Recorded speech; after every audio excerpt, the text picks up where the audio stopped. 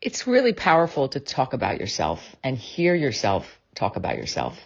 When people ask you who you are and what you say back to them, it's really interesting. We're going to talk a little bit about the conversations we have in our heads and then the conversations we have out loud with other people. And I'm going to focus specifically today on the topics that are very passionate to Ruby Warrington, who's an incredible author and editor and somebody who is really not afraid to talk about tough stuff. Her latest book is called Women Without Kids, but the book that put her on the maps was a book called Sober Curious. She coined that term in 2018, and there's 1 million downloads on her podcast, which has the same title. People really love the conversation about how to frame your relationship to alcohol and how to be in control of your intake and make it your story and not somebody else's story. It's really an expansive conversation because we know people suffer from their own internal minefield when they bring up stuff about themselves that they want to improve upon. And she's really externalized it. And there's actually 2 books, Sober, Curious, Reset, that also talks about this issue. And we're also going to talk about her latest book, which is another tough topic around women and how they frame themselves inside their heads and externally as sort of navigating the world of motherhood when they're in fact not able to be a part of that conversation because they decided not to have kids. So it's really interesting. I think there's a really interesting thread between all of her work, speaking the unspoken and giving us confidence and kind of weaving us together in this profound sisterhood of conversation. And I'm really excited to have this conversation here on Swell, so we can really bust out some of these topics. So I'm gonna start. But first of all, Ruby, welcome to Swell. I'm so happy you're here.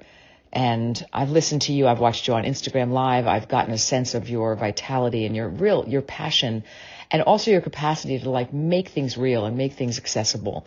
It's so important. My first question to you has to do with this new book and what made you decide to write it. What triggered the aha moment? I'm going to write a book about women without kids.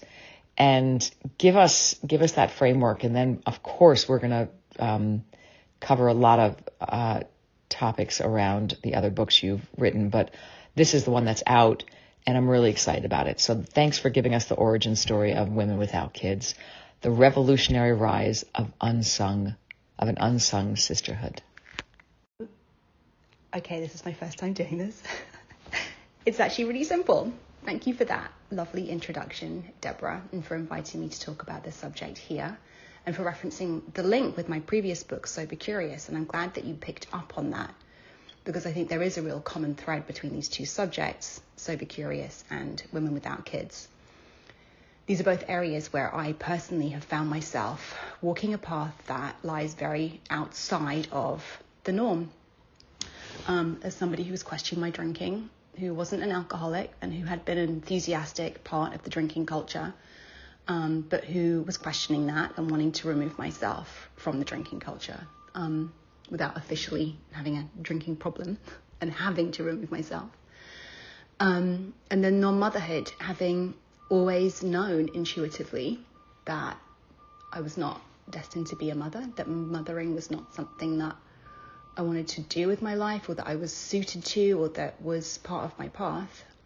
Again, I had always felt very much the outsider, the other, the different one, the odd one out.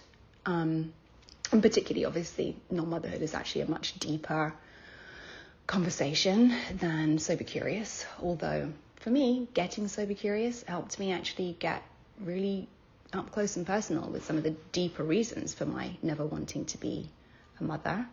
And then I decided to write on this subject as I approached my middle 40s and began looking ahead to menopause and contemplating the end of my reproductive years, and realizing that even though I had had this inner knowing that motherhood was not my path, having questioned that and had that questioned aggressively throughout my 20s and 30s, and really to the point where I internalized this idea that if I didn't want to be a mom, there must be something wrong with me.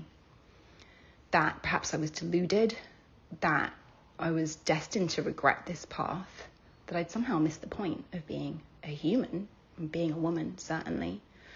I reached my middle 40s, approaching the end of the biological rope, as it were, the reproductive rope, rather, realizing that I had no regrets and that this had always been the right path for me, and that, in fact, it was kind of odd that every woman was expected to, A, want to be a mother, and B, when she becomes a mother, to absolutely revel in this role and find her ultimate fulfillment in this role, which was not what I was hearing from mom bloggers talking about. This is actually really hard, or I don't actually enjoy this as much as I thought I would. I'm feeling quite guilty about that. I realized that there was a lot of unspoken and unexamined conditioning in this area. And that was a subject I was really curious and ready to dive into from a personal place. I had reached a point where I was ready to really ask myself, why did I never want to be a mom? This is something, as women, we are told is almost our biological imperative. It's the reason we're here. I hadn't wanted to do that thing, so why was I here? These are big questions, and I was ready to answer them. And then I sort of zoomed out and looked at the fact that the birth rate globally has been declining steeply over the past century, particularly in the past 50 years with the advances of the women's liberation movement, women having more access to education, to employment opportunities, to birth control, to safe legal abortion, that women everywhere were actually choosing to have fewer children or to have none at all, or having that choice made for them. I also had recognized or noticed that among my friendship group, certainly women even in their early 30s were having difficulty conceiving. Certainly people were having difficulty finding the kind of a relationship where they felt they could comfortably enter into parenthood. And actually there were so many factors, circumstantial factors, that were influencing people's procreative outcomes, leading to the fact that there are just more and more women without kids. I frame us as something of an unsung sisterhood. We're not really recognized still as valid members of society. There's still this idea that if you're a woman without kids, whatever your reason for this, there's something missing, or you've missed out in some way. And I wanted to challenge that concept. So thanks for your question. I've given you a 5-minute answer. I'm curious to hear what you have to reply to that. Oh, Ruby, it's so good to hear your voice here. And your answer was exactly at the pace that I was expecting it to be, where you really let us in.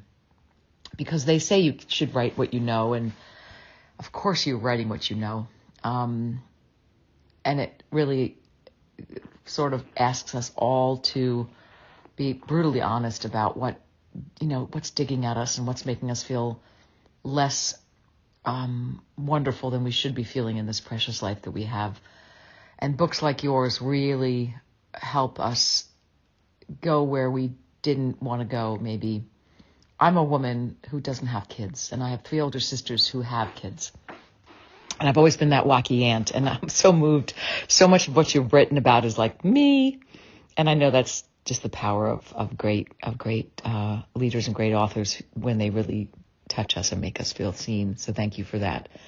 I want to talk a little bit about shame.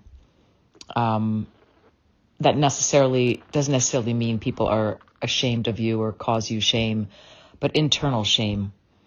I'm going to weave this into a little bit of the sobriety conversation as well, because I think we can play with both, as you mentioned. When you're not included in the world because you have no kids, no matter how much you love yourself, sometimes you feel like, oh my God, I'm such an outsider. and over years and years and years and years of this, you do start feeling a little like ashamed that you can't join the conversation about your bratty 16-year-old.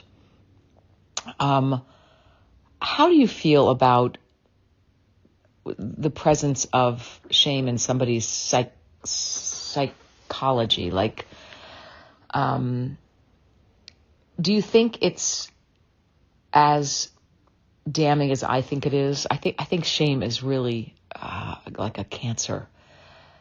And if you feel this way, how do you advise people to acknowledge their shame and to work it through? And in terms of feeling like you're less than, or years have worn you away and you just have become that story. You've become that less than person because it wasn't your original feeling, but it's become your feeling. And I know this is present for people who struggle with drinking, where they're ashamed of their struggles.